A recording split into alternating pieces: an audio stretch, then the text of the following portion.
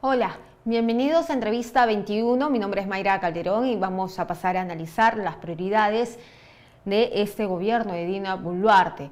Nosotros en Perú 21 hemos comentado mucho, largo y tendido, sobre la compra de aviones de guerra, cuando nuestra línea editorial dice que no es el momento, no es prioritario, no es urgente, porque tenemos otros problemas que ver, como por ejemplo la inseguridad ciudadana que mata todos los días. Para analizar este tema, vamos a conversar con Jorge Medina, presidente de Capitalismo Consciente en Perú, que ya se encuentra conectado con nosotros. ¿Cómo está? Bienvenido. ¿Cómo está, Mayra? Un gusto estar aquí. Nosotros en Perú 21 hemos criticado este destino de 1.3% del PBI para las adquisiciones, cuando hay otras prioridades, como por ejemplo educación, salud y ahora, más urgente que nunca, la inseguridad ciudadana. ¿Qué piensa usted sobre esta situación?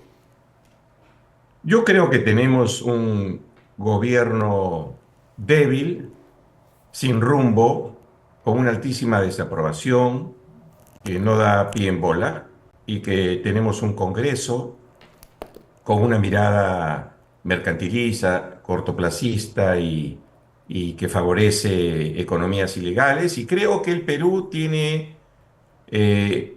una situación muy grave y que está transitando el camino que han recorrido las denominadas naciones fallidas. Y entonces es necesario que reflexionemos sobre lo que es lo importante, qué es lo que debe hacer el Perú para eh, no seguir desangrándose en términos de instituciones y democracia. Y entonces, estas cosas que hoy día noticias como las de las compras estas militares, cuando hay una serie de opiniones de personas entendidas que conocen la materia, que señalan que no es el momento, creo que debería llevarnos a una reflexión profunda y ver lo que en realidad necesitamos, dónde debemos poner nuestra energía, nuestro foco. Y como digo, no está ocurriendo hoy día, ¿no? Tenemos un gobierno sin rumbo. Usted ha sido presidente de Transparencia en algún momento y quería De Proética, Proética, perdón, que es Proética, sí. el Tuvo un lapsus ahí. Usted ha capítulo sido peruano presidente de de Proética. Transparency International. Claro. Entonces, como presidente de Proética, ¿cómo puede usted analizar lo que viene haciendo el Ejecutivo? Se habla de una compra de aviones, pero no se dice a quién, ni cómo, ni se transparencia, tampoco, ni se transparenta, perdón, tampoco el proceso de compra. A ver, no puedo hablar como presidente de Proética porque no lo soy, Fue. pero sí puedo hablar como un ciudadano y lo que puedo decir es que estamos frente a un gobierno que se caracteriza no precisamente por su transparencia ni por su comunicación. No sé hace cuánto tiempo la presidenta Boluarte no concede entrevistas y no se puede aceptar que, digamos, alegremente se diga que se va a destinar 3.500 millones de dólares, que es casi 1.3% del PBI, en estas adquisiciones cuando existen opiniones de expertos que señalan que esa no es la prioridad hoy día. Por lo menos lo que debería haber es un debate entre técnicos del sector defensa y también técnicos de la sociedad civil, no solamente del gobierno, para que esto sea absolutamente transparente. Seguramente nuestras Fuerzas Armadas necesitan renovación de equipos, pero la manera como se ha señalado esto a la opinión pública es una forma un tanto oscura, ¿no? Deja mucho que desear. Se requiere un debate y no, por ejemplo, comentarios como el ministro de Defensa, que quien se oponga a estas adquisiciones es un traidor a la patria. Eso es inaceptable en una democracia, aunque quizás no nos debería sorprender proviniendo del gobierno que tenemos. Claro, y señor Medina, usted también previamente a esa entrevista conversábamos sobre que hay otras prioridades urgentes, como por ejemplo las instituciones, que en esos momentos Varios actores políticos, entre ellos está el ministro del Interior, ha intentado enfrentarse con el Poder Judicial, con el Ministerio Público. Estamos en una situación no solamente tensa, donde deberíamos reunir fuerzas para combatir la criminalidad, y esto no está sucediendo. Absolutamente. Y la razón es una. Tenemos representantes que probablemente se representan a ellos mismos y no representan a sus electores, a decir de las leyes que pasan o las normas que emiten. eh, Necesitamos ver cuál es el origen de esto. Desafortunadamente, estamos acostumbrados en nuestro medio a detenernos en la fiebre y no ver qué es lo que origina la fiebre. Y si no combatimos a esa infección, vamos a quedarnos siempre en la superficie. Lo que ocurre en el Perú es que el poder se ejerce muy mal. Poder político, poder social y poder económico. Entonces hay que ver por qué. Y una de las razones es que la política hoy en día está tomada en gran parte por la corrupción, por las economías ilegales, por intereses mercantilistas, rentistas y cortoplacistas. Eso es lo que tenemos que hacer. ¿En qué tendríamos que estar pensando hoy día? En hacer verdaderas reformas políticas, no las parciales que se han hecho. ¿Cómo es posible que en una nación que tiene tantas urgencias tengamos representantes que a lo que representan son, por ejemplo, a la minería ilegal, al transporte informal, a la educación bamba?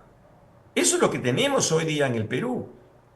Y por lo menos los líderes del sector privado, no digo las empresas o las marcas, sino los empresarios, los CEOs, los directores de empresas, tenemos que levantar la voz y ejercer una tensión sana, saludable, una presión positiva en los hacedores de políticas públicas para que hagan su trabajo pensando en el mejor interés del país. Eso no está ocurriendo. Por segundo año consecutivo, esta unidad de inteligencia de The Economist nos ha clasificado ya no como democracia. Antes éramos democracia imperfecta, hoy somos un régimen híbrido, donde confluyen rasgos democráticos y autoritarios. Y lo mismo, Freedom House dice que el Perú es un país parcialmente libre, también por segundo año consecutivo. Estamos en un deterioro donde los ciudadanos tenemos que despertar, sobre todo aquellos que tenemos mayor poder. Y no hablo de poder económico solamente, sino poder de influencia. ¿Para qué? Para generar contención democrática. Tenemos que ser una suerte de barrera ante todos estos despropósitos del Congreso y de un gobierno absolutamente débil que lo único que quiere es llegar al 2026. Y por supuesto la Presidente debe tener serias preocupaciones sobre los casos que tendrá que enfrentar a la justicia cuando termine su mandato. Sí, señor Medina, pero parece que la presidenta no podría resistir hasta el 2026. Tenemos una aprobación de 4% nada más. Cada vez pierde más, bueno, si es que ya no haya llegado al fondo del asunto, pierde. Entonces tenemos por ese lado una presidenta débil. Tenemos también un Congreso que está haciendo lo que quiere, pero no vemos absolutamente a nadie que tome el liderazgo y decir, vamos a tomar estas medidas para combatir la criminalidad, que es el principal clamor de la ciudadanía en esos momentos. Tiene usted toda la razón. Lo que falla en nuestro país es el ejercicio de un liderazgo consciente, un liderazgo de servicio, que mire el largo plazo, que no se concentre en la inmediatez o en el rédito político cortoplacista. Hoy día, fuerzas oscuras, antidemocráticas, están trabajando en el Perú con financiamiento internacional mal habido, mientras que los demócratas estamos divididos, pensando cada uno en su compartimiento estanco, en lugar de estar pensando en cómo hacemos para lograr que el Congreso o que el Senado de la República el 2026, que por ahora son 60, tenga por lo menos 25, 30 senadores que sean en ese cuerpo que logren hacer contención democrática a los despropósitos que hoy día tenemos. Nada nos asegura, si no vamos unidos con estrategia, con la ayuda de profesionales de campaña que en otros países han ganado elecciones, si no hacemos ese esfuerzo y no nos unimos y no lo apoyamos, yo no sé qué futuro nos espera. Aquí lo que tenemos que ver es, hay que elevarnos por encima de nuestras pequeñeces y nuestros intereses, probablemente legítimos, pero individualistas, para pensar primero en el Perú. Y para eso se requiere liderazgos.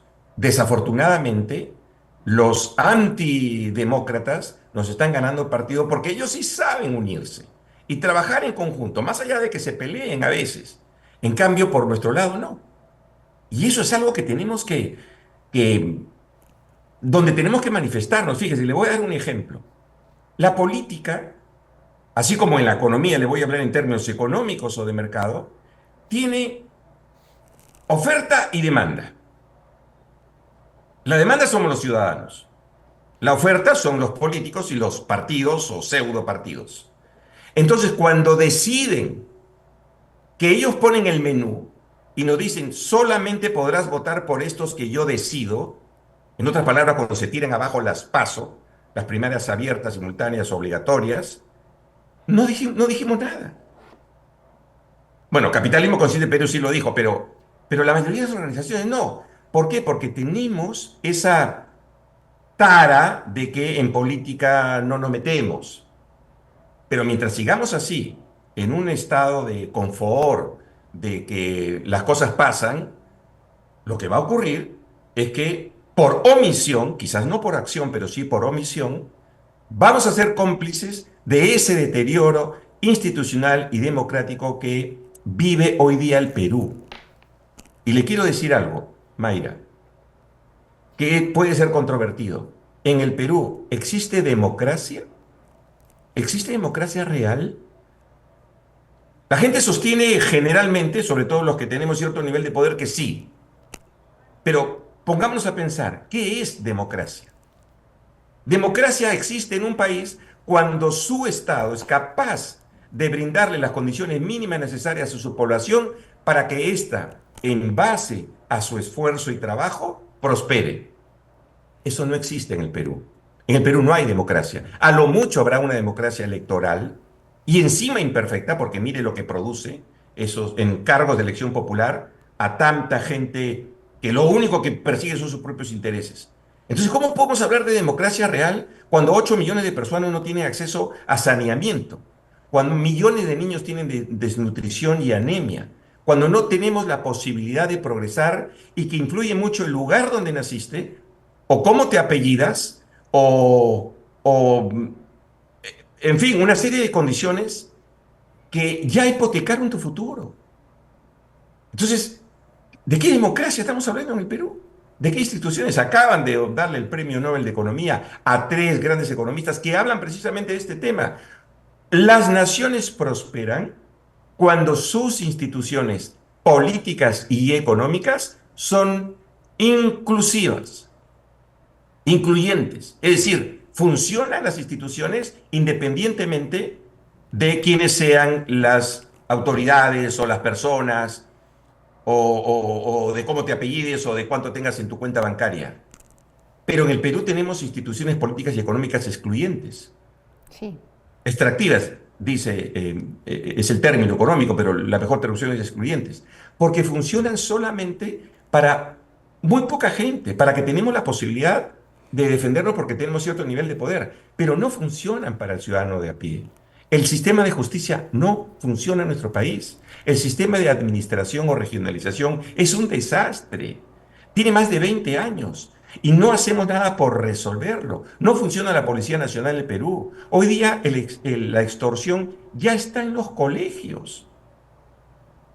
No solamente en el transporte, ¿no? Que hemos visto los asesinatos en las bodegas, en los colegios.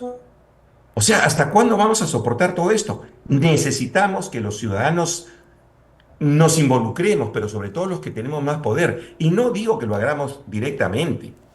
podemos tercerizar ese involucramiento. Habrán organizaciones que puedan ayudarnos, que tengan expertos. ¿Queremos ingresar a la OSD? Bueno, porque no levantamos el teléfono y hablamos con los expertos de la OSD para decir, aquí estamos, por ejemplo, los líderes empresariales peruanos dispuestos a mejorar nuestras instituciones, ayúdennos, o Naciones Unidas, o el Foro Económico Mundial, o el Banco Mundial, en fin. Pero la indiferencia, el ponernos de costado, no va a ayudar a mejorar, por lo menos a superar en algo la crisis social y política que vive nuestro país. Muy bien. Muchísimas gracias, señor Medina, por estar con nosotros analizando este tema. Le agradezco su tiempo. Gracias, Mayra. Bien, era entonces Jorge Medina, presidente de Capitalismo Consciente en Perú, que estaba con nosotros analizando si la compra de aviones de guerra es prioritaria para nuestro país en medio de una crisis social, económica y ahora de inseguridad ciudadana. Regresamos con más noticias.